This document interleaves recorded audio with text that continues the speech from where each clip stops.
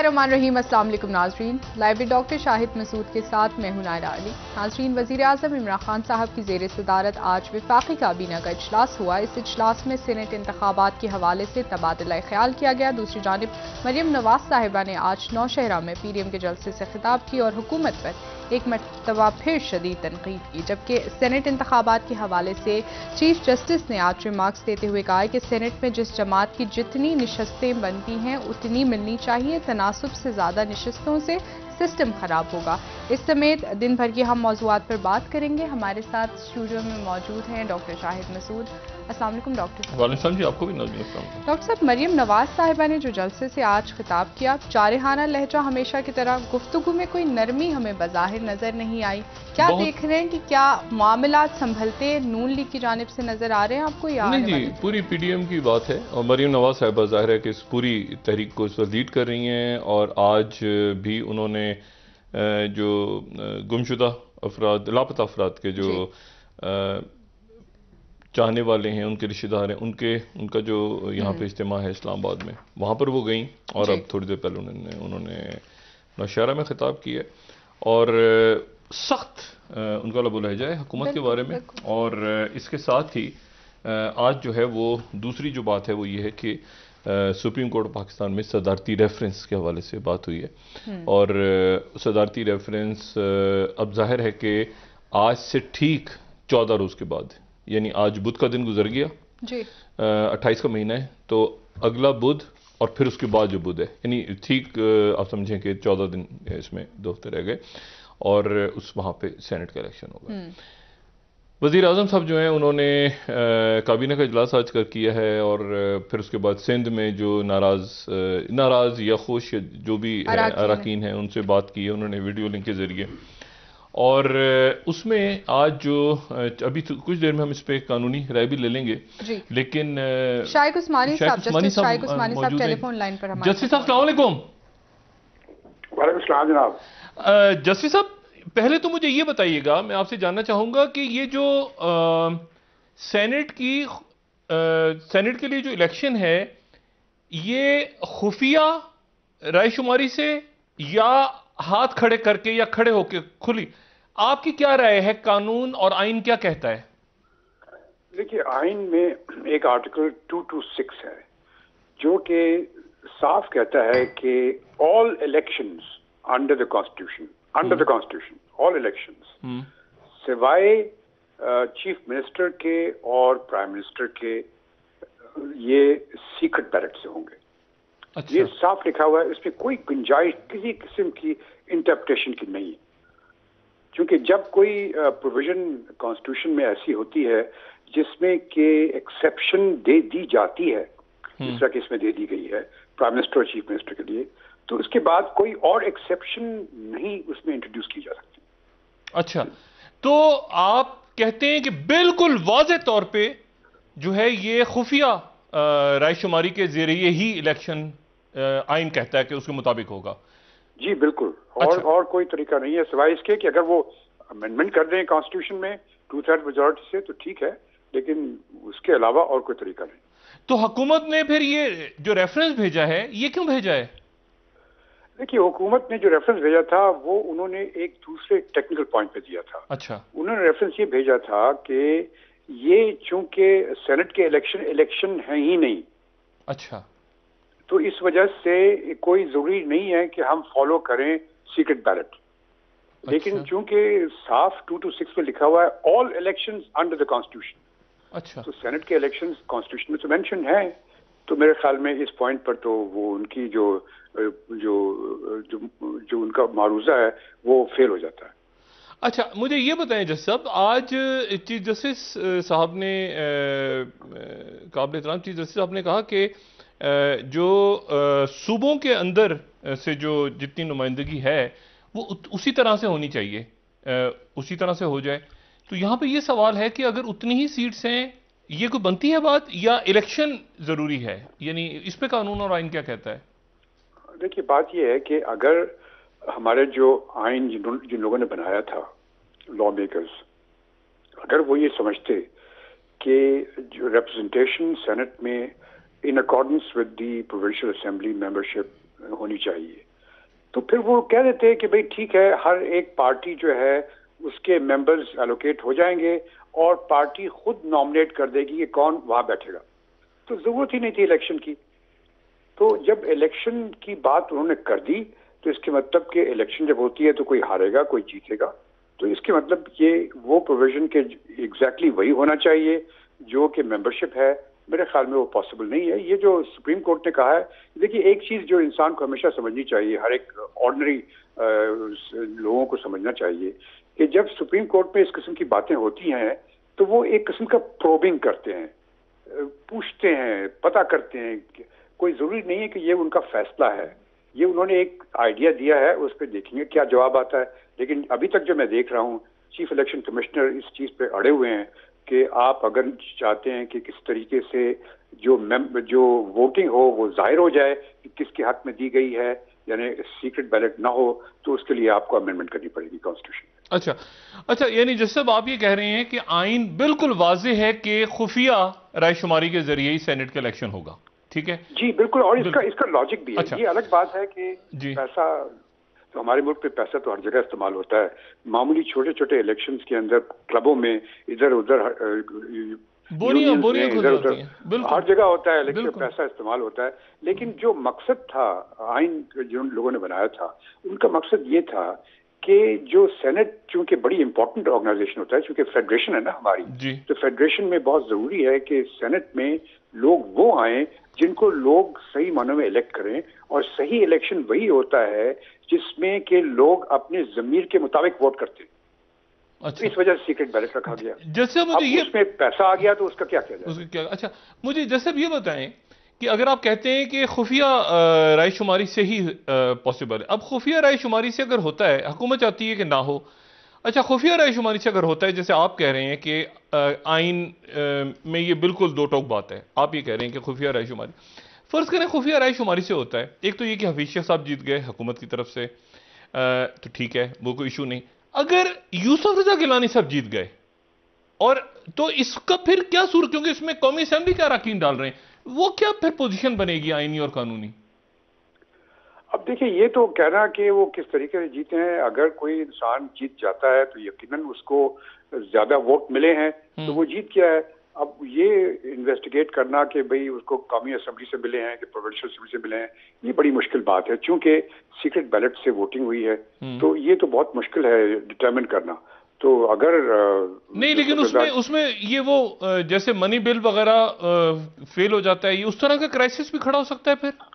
नहीं, वो उसकी गुंजाइश नहीं है, अच्छा। मनी बिल की तो और बात है। मनी बिल की बात यह है कि उसमें सिर्फ नेशनल असेंबली डिसाइड करती है और वो फैसला करती है, वो जैसे ही पास करती है वो चला जाता है प्रेसिडेंट के पास। तो अगर वहां फेल हो जाती है गवर्नमेंट तो इसका मतलब गवर्नमेंट खत्म हो जाती है। तो यहाँ पे नेशनल असेंबली ही डाल रही है वोट इस्लामाबाद की सीट के लिए। नहीं, वो सही है, लेकिन वो तो एक पोर्शन है ना। सारी एक नेशनल असेंबली में जब मनी बिल जाता है तो सारी नेशनल असेंबली वोट करती है। यहाँ पे तो सिर्फ नेशनल असेंबली डाल रही है। इससे मेरे ख्याल में कोई फर्क नहीं पड़ेगा। अगर यूसुफ रजा गिलानी साहब भी जीत जाते हैं, यकीनन उसमें लोगों को बातचीत करने का मौका मिलेगा। वो कहेंगे इसमें कोई घपला हुआ है, ये हुआ है, वो हुआ है, लेकिन उससे कोई फर्क नहीं पड़ेगा जहां तक कि गवर्नमेंट की रनिंग में। बिल्कुल ठीक है, बहुत शुक्रिया जैसे साहब, थैंक यू वेरी मच। अच्छा जी, शेख उस्मानी साहब ने तो बिल्कुल कैटेगोरिकली कह दिया कि आइन जो है वो कहता है कि प्राइम मिनिस्टर, सुप्रीम कोर्ट देखें अब क्या फैसला सामने आता है। लेकिन इसमें जो बात है वो ये है कि देखें जो हुकूमत का नुक्ता नज़र है, एक तो जो पीडीएम बात कर रही है और जो इलेक्शन कमीशन बात कर रहा है वो तो, और जो जस्टिस साहब बात कर रहे हैं, बाकी आइनी माहिरीन सभी बात कर रहे हैं कि जी 2/3 मेजोरिटी चाहिए अगर उसको चेंज करना है। लेकिन एक दूसरा मसला ये है कि ये वीडियोस तो कुछ भी नहीं है जो सामने आई हैं, यानी नामालूम लोग हैं जिनका कुछ पता ही नहीं होता सवाए इसके कि वो अरब खरबपति हैं और वो आते हैं, उनको कोई नहीं जानता। अब ये पॉलिटिकल पार्टीज की भी जिम्मेदारी है कि चाहे वो हुकूमत हो या अपोजिशन हो कि वो कम से कम लोगों को कन्विंस करें, अपने कारकुनों को, कि भाई ये आदमी है, इसकी ये खिदमत है और इसलिए इसको हम दे रहे हैं। और उसमें एक आध जो है वो हमेशा कोई ना कोई एक आध मशकूक निकाल के 4-5 उधर हो जाते हैं, मतलब 4-5 ऐसे जो पार्टी के पुराने कारकुन होते हैं, एक आध हमेशा कोई जो है ना एटीएम टाइप कैरेक्टर हमेशा होता है। तो बात यह है, या ये कि कोई पैराशूटर होता है या कोई, तो अब ये सियासी जमातों का भी फर्ज है, हुकूमत जो है वो, या पीडीएम की जब, लेकिन एक बात तो तय है कि अब ये चीज खुल के सामने आ गई है कि इस कदर पैसे के साथ जीत के जो लोग आएंगे, और वो आ रहे हैं अभी भी। अब देखते हैं कि कौमी असेंबली क्या फैसला करते हैं अरकान हमारे, अल्लाह करे कि वो दुरुस्त फैसला करें, लेकिन वो किसी ऐसे शख्स को डालते हैं वोट जो कि पैसे की बुनियादों में कन्विंस कर रहा है उन्हें, तो मुझे बताएं क्या खाक कानून साजी होगी। तो मतलब एक बहुत ही अच्छे लोगों को आना चाहिए सेनेट के अंदर, ताकि आपका एक चेहरा जो है सेनेट का कम से कम वो ऐसा हो कि वो मछली मंडी ना लगे जैसे कि आपकी कौमी असेंबली लगती है।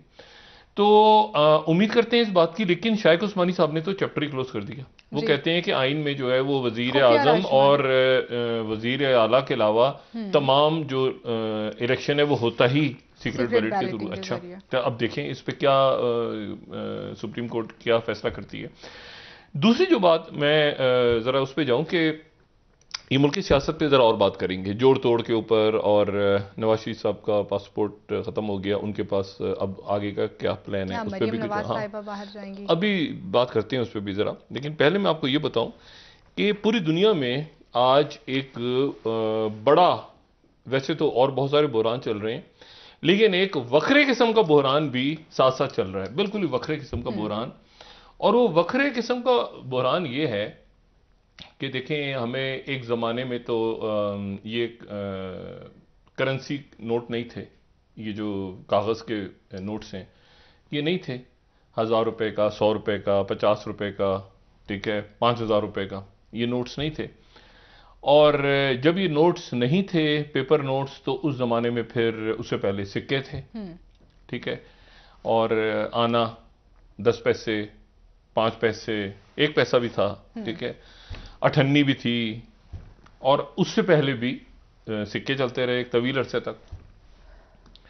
और उन सिक्कों से पहले जो है वो फिर आपके पास एक ऐसा दौर आता है जिसमें अनाज या चावल दे दिए, या अनाज दे दिया, अच्छा, या फिर अशरफियाँ, ठीक है, वो चांदी की अशरफियाँ, सोने की अशरफियाँ, इस तरह से चलता था हिसाब किताब, तिजारत होती थी दुनिया में।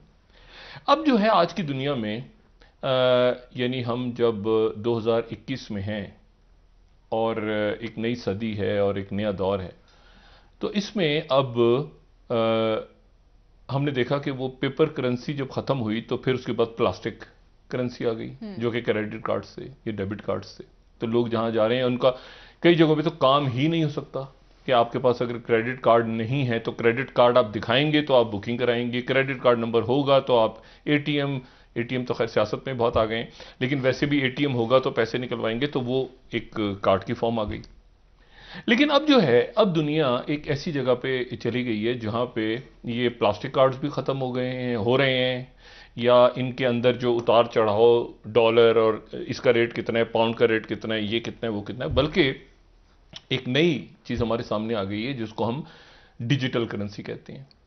अच्छा, और आज मैं उसकी इसलिए बात कर रहा हूं कि पहली दफा ये हुआ है तारीख में कि जो ब्लूमबर्ग ने स्टोरी दी है, दुनिया भर की जो स्टॉक मार्केट्स हैं और जो कारोबारी शख्सियात हैं वो सारे के सारे परेशान हैं। ब्लूमबर्ग ये कह रहा है कि bitcoin scales 51,000 for first time crypto fever, $51,000 से बिटकॉइन की कीमत पहली दफा बढ़ गई है। अच्छा, ये कोई मेरा ख्याल है कि मतलब साल 2 साल पहले कोई 3-3.5 हजार तक का, ये 3,600 के करीब था शायद पिछले साल, फिर उसके बाद 27,000 हो गया, फिर उसके बाद ये रोज बढ़ते बढ़ते अब जो है ये 51,000 को क्रॉस कर गया।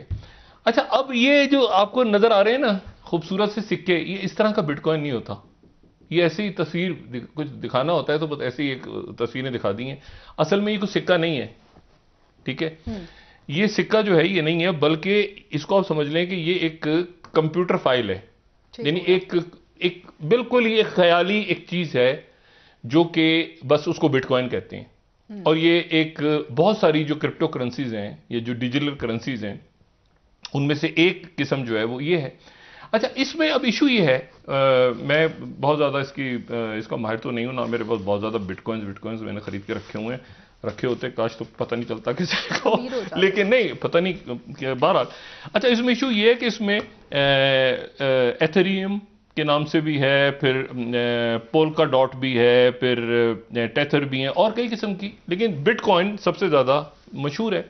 और बिटकॉइन जो है वो इसलिए ज़्यादा मशहूर है कि बिटकॉइन जो है वो सबसे पहले बना था। और बिटकॉइन इसलिए भी मशहूर है कि बड़ी मेरे लिए यानी बड़ी इंटरेस्टिंग बात है कि इसको जो बनाने वाले साहब हैं जिन्होंने ये पहली दफ़ा बनाया, वो साहब जो हैं वो आज तक दुनिया के सामने नहीं आए।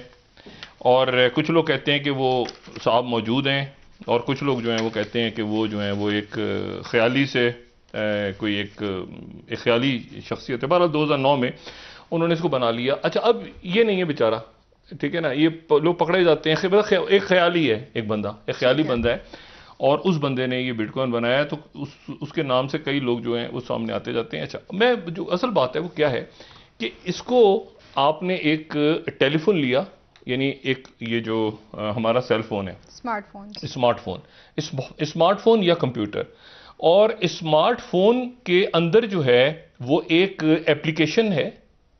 जैसे एप्लीकेशन हम डाउनलोड कर लेते हैं ना, मुख्तलिफ एप्लीकेशन, ये ना ट्विटर डाउनलोड कर लिया तो व्हाट्सएप डाउनलोड कर लिया तो ये डाउनलोड कर लिया तो गूगल आ गया तो ये, इसी तरह से एक एप्लीकेशन हमने डाउनलोड कर ली, और वो जो एप्लीकेशन है वो एक फिर डिजिटल बटवा, जैसे बटवा होता है ना या पर्स होता है, तो वॉलेट में वो डिजिटल वॉलेट के अंदर ही वो नंबर आके, कोड नंबर आके स्टोर हो गया। सही है, ठीक है, ठीक है। वो बिटकॉइन का एक मतलब कितने बिटकॉइन है, वो तो कोई सिक्का नहीं है, बस वो एक नंबर है, और वो आके उसमें डिजिटल वैलेट के अंदर वो एप्लीकेशन में स्टोर हो गया। और उस बटवे से, जो कि एक एप्लीकेशन ही है, मैं किसी दूसरे शख्स को जिसके पास वही बटवा है और कोडवर्ड्स हैं, मैं इसको वहां से बिटकॉइन भेज सकता हूं। सही हो गया, ठीक है, ठीक है ना। तो दरमियान इसको लोग खरीदते इसलिए हैं कि पहली बात तो इससे खरीदारी कम होती है, ज्यादातर दुनिया में लोग इससे सेविंग्स कर रहे हैं, मतलब इसको इन्वेस्ट कर देते हैं कि हमने यार इतने बिटकॉइन खरीद लिए और बिटकॉइन की कीमत बढ़ रही है, तो यार सोने में और डॉलर्स में और इसमें और जो है वो इन्वेस्ट ना करो, बिटकॉइन लेके रख लो। लेकिन बहुत ही रिस्की है, जैसे सिगरेट की डब्बी के पीछे लिखा होता है ना कि उतना मतलब अपनी सेहत के खुद जिम्मेदार है, सेहत के लिए मुझे, तो इसके बारे में ये है कि उतने ही खरीदें जितना आप नुकसान बर्दाश्त कर सकें। इसका कुछ पता नहीं है, क्योंकि इसमें कैश फ्लो नहीं है। अच्छा, मतलब एक कारोबार होता है ना, तो कारोबार में कैश फ्लो हो रहा है, इसमें ही बस ये रुक गए तो रुक गए अपनी जगह। जैसे 2 साल तक लोग इंतजार करते रहे, 3 साल तक ये बढ़ेगी, कीमत बढ़ेगी, अचानक डिक्रीज भी होता है। नहीं, रुक गए ना एक जगह आपने खरीद लिए, रुक गए, अब वो ऊपर कब जाएंगे, नीचे चले गए तो घाटा। तो इतने इन्वेस्ट करें जितना आप उसको संभाल सकते हैं। एक बात, ज्यादातर लोग इसलिए खरीदते हैं कि बीच में बैंक नहीं आता, बैंक नहीं है दरमियान में, असल तो बात है ना, बैंक ही नहीं है बीच में, एक कोडवर्ड है जो आपके पास मौजूद है। अच्छा, और इसमें जो है उसके बाद ये होता है कि वो जो ट्रांजैक्शन आपने की ना, यहां से लेके आपने किसी दूसरे बंदे को जो ट्रांजैक्शन आपने की, वो एक लिस्ट के ऊपर रिकॉर्ड हो गई, उसको कहते हैं ब्लॉकचेन। ब्लॉकचेन हो गया। अच्छा, लिस्ट के ऊपर आपने रिकॉर्ड कर दिया, उसको ब्लॉकचेन हो गया, और उसको जो लोग बैठ के मॉनिटर कर रहे हैं, अब सवाल ये कि बैंक तो नहीं है ना, बैंक तो है नहीं, तो दरमियान में श्योरिटी क्या है? श्योरिटी, जो लोग उसको मॉनिटर कर रहे हैं, जो लोग उसके जिम्मेदार हैं, जो लोग उसको देख रहे हैं, वो बिल्कुल ऐसे ही जैसे विकीपीडिया है ना, विकीपीडिया, तो विकीपीडिया को एडिटर्स, मुख्तलिफ एडिटर्स बैठ के लिख रहे होते हैं। विकीपीडिया जो है वो उसका कोई यानी कोई सरकारी चीज नहीं है कि जो दुनिया के अंदर जो विकीपीडिया पे होगा वो ठीक ही होगा। तो इस तरह से वो मुख्तलिफ लोग बैठ के उसको एक जगह पे उसका पूरा सिस्टम देख रहे हैं। उनके पास सुपर कंप्यूटर, जबरदस्त खास हाई पावर कंप्यूटर्स हैं, सुपर कंप्यूटर तो मैं गलत कहा, हाई पावर कंप्यूटर्स हैं, और वो बैठ के ये सारी जो ट्रांजैक्शंस हो रही हैं, सब कुछ हो रहा है, वो उसको देख रहे होते हैं, कंट्रोल कर रहे होते हैं। और उसके बाद जो है वो पब्लिक लिस्ट ब्लॉकचेन में हुआ सारा, उसकी कॉपी उधर मिल गई, ये कॉपी पब्लिक हो गई, ये कॉपी आपके पास हो गई, मैंने इतने खरीदे, इतने गए। उनको माइनर्स कहते हैं। माइनर्स यानी जैसे वो माइनिंग करते हैं ना ब्लॉकचेन के माइनर्स। और माइनर्स जो हैं फिर उसके बाद वो अपना जो कमीशन वगैरह होता है दरमियान में वो भी लेते हैं, बिटकॉइन क्रिप्टो करेंसी में लेते हैं। अच्छा, अब यहां इशू ये है कि जो पेपॉल है अभी तक दुनिया में, यानी आज आप ये देखें ना कि न्यूज़वीक ने क्या है, न्यूज़वीक कह रहा है कि bitcoin tops $50,000 first time as institution move to accept crypto currency. Pakistan में क्रिप्टो करेंसी का कोई कानूनी तरीका नहीं है। इलीगल है या इलीगल है, लेकिन एक इश्यूज में ये है कि इलीगल होने के बावजूद चाइना में भी इलीगल है, लेकिन चाइना में बेशुमार लोगों के पास, मतलब वो ये कहते हैं कि जी वो 2/3 शायद दुनिया का जो है कारोबारी वो चीनियों ने लेकर रखा हुआ है बिटकॉइन का। मतलब मुख्तलिफ दावे हैं। और उसमें जो ब्लूमबर्ग के साथ ये भी कह रहा है, जेबी मॉर्गन कह रही है कि ये जो अनसस्टेनेबल है और इसका कुछ पता नहीं है। ब्लूमबर्ग ये भी कह रहा है कि चाइना की digital currency could challenge bitcoin and even in dollar. अच्छा, फिर आज लेकिन जब ये ऊपर नीचे हुआ तो क्रिप्टो करेंसी स्टॉक्स उनके गिर गए, ब्लूमबर्ग कह रहा है, और बिटकॉइन फ्रेंजी दुनिया हो गई सारी। फिर सवाल ही हो गया कि कैसे पे टैक्स लग सकता है क्रिप्टो करेंसी पे, अभी कोई मैकेनिज्म ही नहीं है। लोगों ने कितने खरीदे। अच्छा, इसमें स्टार्ट करते हैं ना तो उस वक्त थोड़ा सा ट्रांजेक्शन के दौरान तो पता नहीं चलता ना कौन बंदा है कौन बंदा नहीं है, लेकिन जब स्टार्ट आपने करना होता है तो आप वो बाइनेंस या बाकी जो इनके जो एक्सचेंज हैं वहां जाकर आपको कोई ना कोई इंट्रोडक्शन अपनी देनी होती है, कोई ना कोई बैंक का या कोई शुरू हो जाए एक दफा तो फिर आपको ना इनिशियली होती है और शुरू हो जाए एक दफा और लोग नंबर भी भूल जाते हैं। मतलब लोगों के पास मेरे फोन पे अगर वो कोड है और मैंने खोलना है अपना और मैंने एक गलत किया, दो तीसरी चौथी दफा मैंने गलत कोड वो डाल दिया तो मेरे पास जितने बिटकॉइन थे वो गए, वो ज़ाया हो गए। लोग बिटकॉइन, लेकिन डॉक्टर साहब यहाँ पे कंसर्न ये हो सकता है अवाम का कि किस तरह से इसको सिक्योर किया नहीं, इसको नहीं, मैंने आपसे कहा ना, बात ये है सारी कि वो टेस्ला एक बड़ी कंपनी है, उसके एलॉन मस्क जो हैं उन्होंने एक वीडियो मैसेज अपना दिया है। अब देखें ना, ये इन्वेस्टोपीडिया कह रहा है कि master card will begin facilitating crypto currency transaction 2021 में। अच्छा, जो बिजनेस स्टैंडर्ड है इंडिया से वो खबर दे रहा है कि constitutional challenges to a complete crypto currency ban in India में और कई मुल्कों के अंदर, क्योंकि लोग इस तरफ लोगों ने इन्वेस्टमेंट डॉलर से खरीद रहे हैं ना, लोग डॉलर से कन्वर्ट कर रहे हैं क्योंकि बैंक नहीं है ना इसमें दरमियान में, चूंकि बैंक नहीं है तो लोगों के जहन में ये बात बड़ी अच्छी है कि जी जब बैंक नहीं है भाई तो क्या जरूरत है हमें। अच्छा, टेस्ला वालों जो है, जो टेस्ला एक बड़ी कंपनी है और ये जो कंपनी है इन्होंने ये इलेक्ट्रिक कार्स वगैरह बनाती है। अब इलेक्ट्रिक कार्स बनाती है और साथ ही ये जो है ये इन्वेस्ट करते हैं इसमें क्लीन एनर्जी वगैरह में। उन्होंने वो कोई $1.5 बिलियन के बिटकॉइन खरीद लिए, अमेरिकन कंपनी है। अच्छा, उसके बाद ये हुआ है कि वो जो उसने कंपनी ने वो ये वहां पे खेल ये शुरू हो गया है कि वो जनाब इतना पैसा तो इस बंदे ने जो मालिक था इसने अपनी सारी जिंदगी गाड़ियों से नहीं बनाया और बैटरी से नहीं बनाया जितना इसने चंद हफ्तों के अंदर बिटकॉइन से बना लिए, तो एक खप पड़ गई है।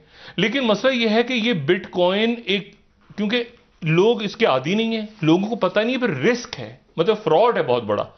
क्योंकि होता यह है कि इसका सबसे बड़ा इसका जो नुकसान है वो ये कि ये हैक हो सकता है दरमियान में। मतलब हैकर्स जो हैं, मतलब उनके लिए ये बहुत बड़ी बात है।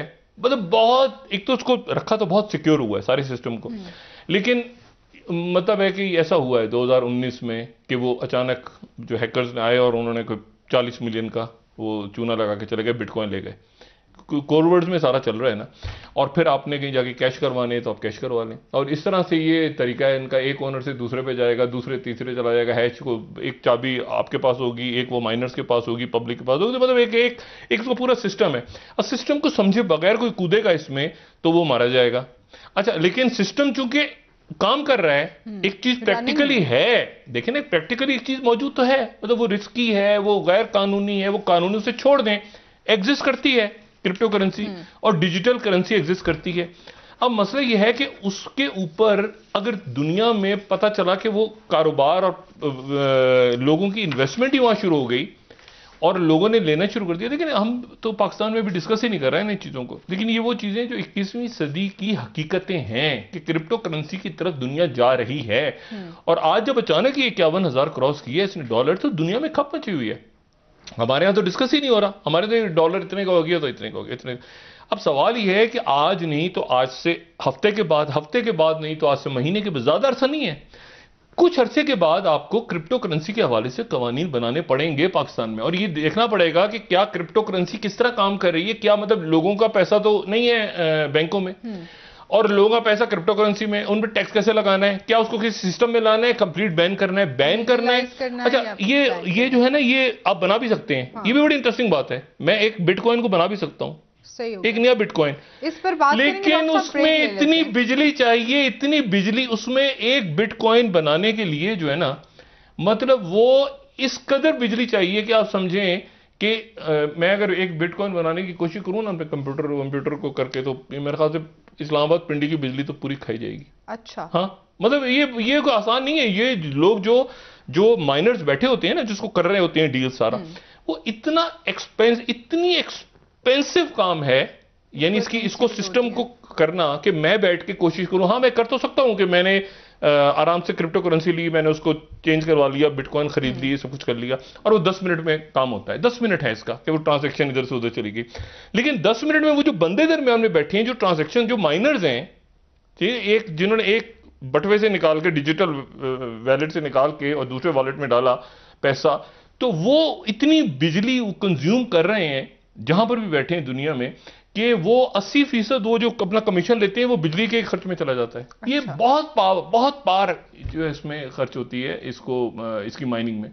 तो इसलिए आप पूरी जिंदगी लगे रहे तो पता चला एक बिटकॉइन मिला, लेकिन वो बिटकॉइन जो था वो उस वक्त आपकी पावर ज्यादा खर्च हो चुकी है। लेकिन सवाल यह है कि अगर इतना महंगा हो गया है बिटकॉइन और लोग उसमें इन्वेस्ट कर रहे हैं और धड़ाधड़ खरीद रहे हैं पैनिक में आके, कहीं कॉन्सिक्वेंसेस कोई बड़ी कॉर्पोरेशंस वैसे ही वो इसमें कोविड के चक्कर में और ट्रैवल नहीं हो रहा, ये नहीं हो रहा, पता चला वो बिटकॉइन के चक्कर में कोई हैक हुआ मामला, कोई गड़बड़ हो गई, कोई अनाड़ी कूद गए बीच में, कोई गड़बड़, क्योंकि बड़ी, मैंने कहा ना, $51,000 पे चला गया है, तो 3,000 कुछ थे, 51,000 पे चला गया। तो लोग बिटकॉइन में, और आज तो मार्केट्स क्रैश हो रही है। यानी कि जाने बगैर या इसकी इंफॉर्मेशन रखे बगैर और कवानीन बनाने होंगे ना पाकिस्तान में। देखें आप, इंडिया, पाकिस्तान, चाइना। ब्रेक ले लेते हैं, वापस आके आपसे इस मामले पर मजीद बात करेंगे। नाज़रीन, हसन रूहानी साहब ने ये कहा है कि ट्रंप ने मुझसे 8 दफा मिलने की कोशिश की और इंडिया चाइना का फटा बढ़ गया। और पाकिस्तान की सियासत पे बात करते हैं नवाज शरीफ साहब। ठीक है, आपसे मजीद बात करेंगे। नाज़रीन, एक ब्रेक ले लेते हैं, हमारे साथ रहिएगा।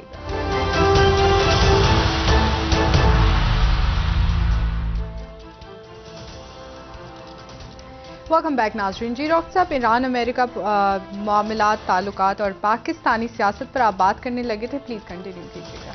देखें, 2-3 बातें। पहली बात तो ये है कि जो मैंने आपसे कहा ना, ये भी वैसे सेनेट के अंदर अगर कोई कहे कि जी मुझे रुपए या डॉलर्स या ये नहीं चाहिए, मुझे क्रिप्टो में मेरे मोबाइल के ऊपर आप भेज दें, तो ना कोई बैंक है, ना कोई बोरी है, ना कोई कुछ है। ये एक नया तरीका हो चुका हो अभी तक। एक से एक मास्टर बैठे हुए हैं यहाँ पे, चोरी एक से एक बैठा हुआ है बंदा।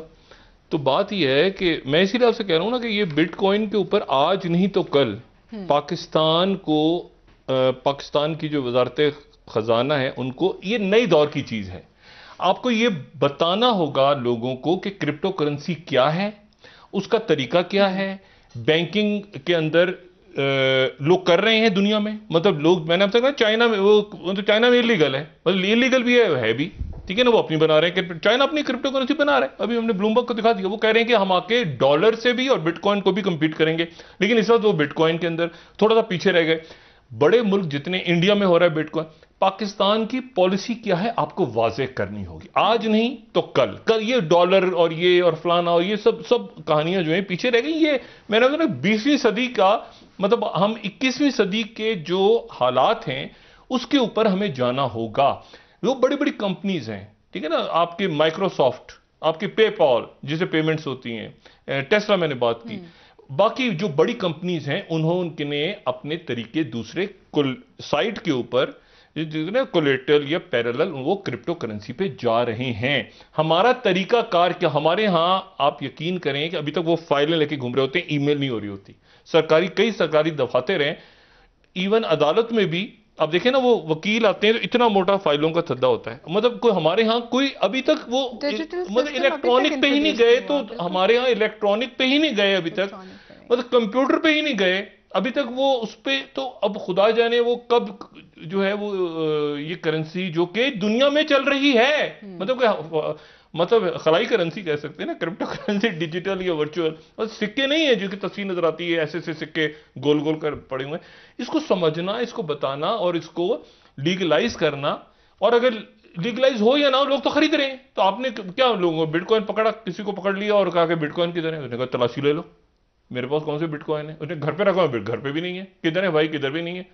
तो मतलब ये तो बिल्कुल एक ऐसी चीज है जिसके ऊपर आप जो है फोन खोल के जरा तलाशियां ढूंढ रहे हैं तो फोन में तो कुछ भी नहीं होगा, ठीक है ना, एक एप्लीकेशन पड़ी हुई है, खत्म। तो बात यह है कि इसको, और दरमियान में कोई बैंक भी नहीं है, दरमियान में कोई हवाला हुंडी भी नहीं हो रही, मतलब पैसा बाहर से पाकिस्तान या पाकिस्तान से बाहर जा रहा है, वो बिटकॉइन के थ्रू आ जा रहा है, तो उसको तो कोई चेक नहीं कर रहा। तो ये वो चीजें हैं या क्रिप्टो करेंसी जिसके ऊपर हमें नजर रखना जरूरी है। आने वाले दिनों में कम से कम इसका फहम होना चाहिए और सरकार की सतह के ऊपर इसके कवानीन होने चाहिए। आपको क्रिप्टो करेंसी में जाना ही है फ्यूचर में, मतलब ये पॉसिबल, दुनिया की ट्रेड हो रही है, नहीं दुनिया की ट्रेड अगर फर्ज कहीं शुरू हो जाए, डॉलर्स में भी हो रही है, वो आपके किसी और अंदाज में, लेकिन क्रिप्टो करेंसी का कोई कंसेप्ट पाकिस्तान में होना चाहिए। आपको बताना चाहिए लोगों को कि यार क्रिप्टो करेंसी नाम की कुछ चीज है जिसके नतीजों 51,000 का हो गया है आज तारीख में सबसे ज्यादा, और दुनिया की मार्केट्स को डिस्कस कर रही है कि क्या भला है, और आपके यहां लोगों को पता ही नहीं है कि क्या, तो इसके लोगों को बताना चाहिए कुछ चीजों पर।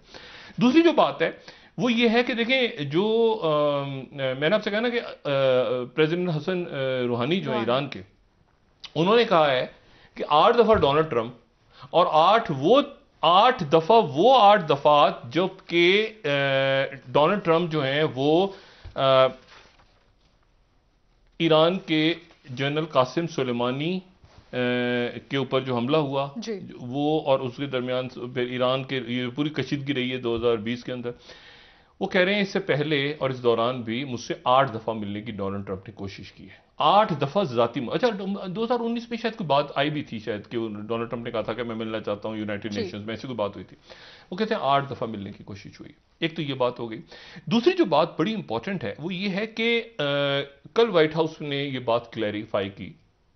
उन्होंने कहा व्हाइट हाउस ने कि जो पहली उनसे पूछा जा रहा है ना कि बाइडेन ने फोन क्यों नहीं किया, अभी तक बाइडेन ने पुतिन से बात कर ली है, बाइडेन ने बात कर ली है शी जिनपिंग से, बाइडेन ने बात कर ली है साउथ कोरियन बंदे से, उनका जो प्रीमियर है, उन्होंने मैक्सिको में बात कर ली है, कनाडा में बात कर ली है, बरतानिया में बात कर ली, फ्रांस में कर ली है, मशरिक वस्ती में किसी से बात क्यों नहीं की, नेतन्याहू से क्यों नहीं की, कतर में क्यों नहीं की, अर्दोगान से क्यों नहीं की, सऊदी अरब में क्यों नहीं की, यूएई में यहां बात क्यों नहीं की किसी से मशरिक वस्ती में, जगह मशरिक वस्ती सबसे इंपॉर्टेंट है, यहां पे इश्यूज हैं। तो फिर ये जब सवाल तो उठ रहे हैं इतने दिनों से, तो फिर जो न्यूज़ वीक टाइटल दे रहा है इस खबर का, वो कह रहे हैं कि जो बाइडेन ने कहा कि बाइडेन, ये व्हाइट हाउस की जो स्टेटमेंट है वो ये है कि बाइडेन की जो पहली कॉल होगी मशरिक वस्ती के किसी लीडर को वो इसराइल के बेंजामिन नेतन्याहू को होगी। अच्छा, और साथ ही फिर उनसे पूछा गया कि जी आप ये बताएं कि ये तो अच्छा नेतन्याहू को, उन्होंने कहा नेतन्याहू को होगी। अच्छा, नेतन्याहू को फोन करते हुए थोड़ा सा वो देर भी करें, और एक तरह से बाइडेन को उसका फायदा भी हो रहा है कि ये नो फोन पावर शो कर रहे हैं कि टेलीफोन ना करके फिर फोन करें तो जरा थोड़ी सी अहमियत बढ़ जाती है ना फोन की। अच्छा, तो पहले नेतन्याहू को करेंगे और उसके बाद फिर उन्होंने ये कहा कि मैं शाह सुलेमान बिन अब्दुल अजीज से बात करूंगा, जिसको एशिया टाइम्स से कह रहे हैं first Biden phoner would be Saudi king not MBS. उन्होंने इस तरह से खबर लगा दी अखबारों ने। तो फिर उन्होंने क्लैरिफाई किया, उन्होंने कहा जी, लोगों ने पूछा एमबीएसओ क्यों नहीं, उन्होंने कहा एमबीएसओ जो वलीअहद हैं तो बादशाह से बात करेंगे, वो वाइस प्रेसिडेंट का उनसे बनता है, लेकिन जो ओहदे, लेकिन वो फिर खबर दुनिया भर में फैल गई कि एमबीएस नहीं तो शाह सुलेमान से बात होगी। हालांकि ये बात इतनी शायद इंपॉर्टेंट थी या नहीं थी। अच्छा, दूसरी जो बात है सारी वो ये है कि ये जो खित्ता है ना पूरा, ये पूरा खित्ता पक रहा है, यानी पक रहा है। मैंने आपसे कहा ना कि शाम में, यमन में, सऊदी अरब में, तुर्की में, कतर में, अफगानिस्तान में, यानी हमारा मशरिक भी, पाकिस्तान के मशरिक जहां दुनिया की 70% आबादी रहती है, हम तो मशरिक को देखते ही नहीं ना, हम तो मगरिब की तरफ ही नजर डालते रहे। मगरिब में जो बाकी आबादी है, तो हमारे दो पड़ोसी 2-2.5 अरब तो इधर ही आबादी सारी दुनिया के, बाकी छोटे मुल्क अब छोड़ दें जो आपस में लड़ रहे हैं। अच्छा, जो आपस में लड़ रहे हैं, इससे पहले मैं उनकी बात बताऊं, उनके ऊपर अब देखें ये बड़ी खौफनाक बात, और ये उनके ट्रिब्यून के अंदर लगा हुआ है कि LAC withdrawal plan gives China the edge. इसको जरा बड़ा करेंगे, ये उनके एक ट्रिब्यून में, ये उनके बड़े जबरदस्त मेजर जनरल हैं, डिफेंस एनालिस्ट का नाम आ सकता है स्क्रीन पे, मेजर जनरल उनके हैं, मैं इसमें भी आपको नाम बता देता हूँ, बहरहाल इसको ज़रा देख लें, ये बड़ी इंटरेस्टिंग और बड़ी अजीब सी बात है। और इसमें वो बड़ा कैटेगोरिकली ये कह रहे हैं कि जनाब ये जो अब उनके, मैंने आपसे कहा ना कि फौज के लोगों ने वहां पर ये रौला डाल दिया है, और बिल्कुल वो वही बात कर रहे हैं जो हमने बात की। वो कह रहे हैं कि ये जो हमने हासिल की थी सरहदें, वो सरहदें छोड़ दी, सरेंडर हो गया, पीछे हट गए। ये हैं मेजर जनरल अशोक मेहता, ये उनका आर्टिकल है ट्रिब्यून में, ठीक है, मेजर जनरल अशोक मेहता। और वो कहते हैं सियासत को एक तरफ डालें, लेकिन यह है कि कंप्लीट ये सरेंडर हुआ है, चाइना को एज मिल गया है। वही एग्जैक्टली बात कि जी फिंगर 4 से वो फिंगर 3 पे आ गए हैं, 18 किलोमीटर छोड़ दिए है, डेस्पांग की बात नहीं की है। और उसके बाद जो सिंह जो है वो, how can Singh describe the surrender of strategic space, ठीक है ना, कैलाश हाइट्स पे as a trade off for withdrawal from finger, complete उन्होंने। और after letting China cherry picking the withdrawal option, तो मतलब वो कह रहे हैं कि ये बिल्कुल टोटल उनकी फौज ने। और ये उसके बाद जो है वो कह रहे हैं कि Daulat Beg Oldi, the loss of Daulat Beg Oldi will unhinge India occupied Siachen snow wall, separating, यानी पाकिस्तान फौज और चाइना की जो पीएलए है उसको अलग करता था दौलत बेग ओल्डी रोड। अब दौलत बेग ओल्डी रोड अगर हाथ से निकल गया तो इसका मतलब यह है कि दोनों फौजें एक साथ मिलकर पाकिस्तान चाइना की उन्होंने वॉर गेमिंग की है मिल के दरमियान में। और ये रोड का सरेंडर जो है ये दोनों फौजों को, पाकिस्तान और चाइना की फौजों को फ्यूचर में जोड़ सकता है, जो आपने वहां पे सरेंडर किए। अच्छा, अब इसमें इस पूरी पिक्चर में एक और चीज पेचीदा हो गई है, और चीज पेचीदा ये हो गई है कि एक इसराइल की बड़ी अहम खातून बशारुल असद के हत्या लग गई हैं, इसराइल की।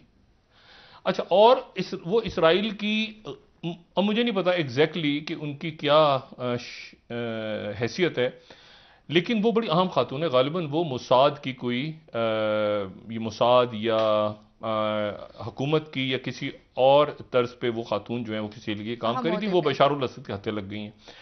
अच्छा, बशारुल असद या उनकी जो हमायती फोर्सेज हैं उनके हत्या लग गई, या ये कोई एक्टिविस्ट हैं या कोई इंसानी हकूक के लिए बात करी, क्या कर रही थी, या गलती से क्रॉस कर गई बॉर्डर। इसराइली कह रहा है कि गलती से क्रॉस कर गई, सरहद क्रॉस कर गई, इनको उठा लिया जो है वो बशारुल असद की आर्मी ने। अच्छा, अब ये हुआ जनाब कि इसकी खबर नहीं आ रही थी बाहर, इसकी खबर नहीं निकल रही थी, क्योंकि चुपके चुपके नेतन्याहू प्यूटिन से बात कर रहे थे। इसराइल डायरेक्टली नेतन्याहू या जो भी इसराइल के ओहदेदार हैं वो शाम से डायरेक्ट बात नहीं करते, उनकी डायलिंग होती है अमेरिका के थ्रू भी नहीं, उनकी डायलिंग होती है प्यूटिन के थ्रू। अब वो प्यूटिन से बात करते करते जो है वो पकड़े गए हैं। अभी यरूशलेम पोस्ट का खबर दे रहा है कि इसराइल कंफर्म्स कि young women held in Syria, ये दिखाइएगा जरा प्लीज, यरूशलेम post, Israel confirms young women held in Syria, Russia mediating prisoner swap. अच्छा, अब उन्होंने जनाब ये कहा है कि इसी को फिर उनका जो हारिस न्यूज़पेपर है वो कह रहा है Israeli arrested in Syria, negotiation underway to free her in return for Syrian prisoners. अच्छा, तो ये जो सीरियन प्रिजनर्स हैं, ये सीरियन प्रिजनर्स तो वो हैं जो कि हिजबुल्लाह के हैं। अच्छा, इनमें खातून भी हैं, एक दूसरे जो साहब हैं वो रहते इसराइल में ही हैं, लेकिन वो जो है उनको 2018 में पकड़ के उनको 14 साल की कैद की सजा सुनाई थी। वो लेबनान से असला लेकर आ रहे थे और बड़े इंपॉर्टेंट प्रिजनर्स हैं।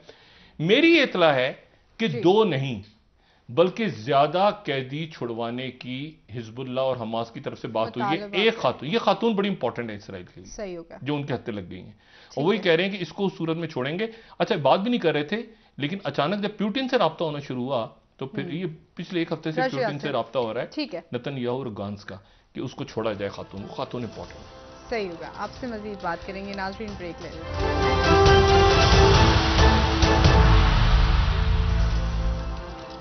वेलकम बैक नाज़रीन। जी डॉक्टर साहब, लोकल पॉलिटिक्स पे आ जाते हैं। वज़ीर आज़म साहब की ज़ेर सदारत जो आज काबीना का इजलास हुआ है, वज़ीर आज़म साहब काफ़ी पुरुमीद नज़र आ रहे हैं कि उनको इलेक्शंस में कामयाबी होगी, हुकूमत को सेनेट इंतखाबात में। क्या इसके कवी इम्कानात मौजूद हैं या आप समझ रहे हैं कि मुश्किलात का सामना? देखिए, नहीं, मेरा ख्याल है कि तमाम पार्टीज जो हैं वो इसके ऊपर अब एक्टिव हैं, क्योंकि इसमें एक्टिव है। देखिए, इमरान खान साहब भी इसके ऊपर एक्टिव हैं, हुकूमत को होना चाहिए। आज जो काबीना का इजलास हुआ उसमें वज़ीरों ने, मुख्तलिफ वज़रा ने गालिबन जिम्मेदारी ली कि वो अपोजिशन के लोगों से बात करेंगे। और पीडीएम जो है वो तो इसके ऊपर मरीम नवाज साहिबा और पीपल्स पार्टी और बाकी जमातें जो हैं वो भी इसके ऊपर पूरा काम कर रहे हैं कि जी इसके सारी मैंने कहा ना सूबों की सीटों से ज़्यादा इंपॉर्टेंट इस्लामाबाद की सीट है कि इस्लामाबाद से क्या होता है और इस्लामाबाद में क्या यानी कौमी असम्बली के इजलास में क्या यूसुफ रजा गिलानी साहब जीतते हैं या यहाँ पे हफीज शेख साहब जीतते हैं। ठीक है। और उसके नतीजे में फिर मैंने आपसे कह रहा है अगले जो 12, 13, 14 दिन है उसमें अब ये बेचैनी और ये अजीब सी सूरत है, अनसर्टिनिटी क्योंकि उसकी वजह यह है कि मरीम नवाज साहिबा जो है उनके जलसे मुसलसल चल रहे हैं, इसमें पीपल्स पार्टी के भी जलसे और प्रेस कॉन्फ्रेंसेस और मुख्तलिफ मामला चल रहे हैं। और ये जो दरमियान में अब इमरान खान साहब के लिए ये अशद ज़रूरी है कि एक तो एमपीएस उनके उतने वोट डालें, सिंध से जिताएं वाउडा साहब को, फैसल वाउडा साहब को और बाकी जो वहाँ पे शख्सियात हैं। पंजाब में क्या उतनी सीटें ले पाते हैं जितनी जो अच्छा केपी के अंदर कैसे लोगों को कायल करेंगे। देखिए ना लोग अच्छा मतलब बहुत सारे लोगों को बहुत सारी बातों पे कायल, मैंने इसे तो कह रहे हैं कि यार हमें खामोशी से पैसे मिल जाए तो क्या है, हम उसके बाद खुफिया वोट पकड़े भी नहीं जाएंगे। तो इसलिए वो क्या जोड़ तोड़ होती है अब खान साहब तो नहीं करेंगे, दूसरी पार्टियां भी नहीं करेंगी, लेकिन हो तो रहा है बहरहाल अरब खरबपति जब कूदे हुए दरमियान में भी हो रही हैं तो और कहा हॉर्स ट्रेडिंग से ज्यादा नहीं कोई उसका कुछ शफाफ तो देखें होते भी हैं नहीं भी होते हैं, लोग अच्छे कारकुन भी आते हैं सामने, अच्छे लीडर्स भी आते हैं, पैराशूटर्स भी आ जाते हैं, लेकिन क्या होता है ये अब सुप्रीम कोर्ट ऑफ पाकिस्तान जो फैसला करती है तो उसके बाद किस तरफ जाता है मामला उसके। बहुत बहुत शुक्रिया डॉक्टर साहब। नाज़रीन प्रोग्राम का वक्त खत्म हुआ, कल इंशाल्लाह दोबारा आपसे मुलाकात होगी। मुझे नाला अली को इजाजत दीजिए, अल्लाह हाफिज। अपना दोस्तों रिश्तेदारों गुरदानवाह के लोगों का सब ख्याल रखिएगा, अल्लाह हाफिज।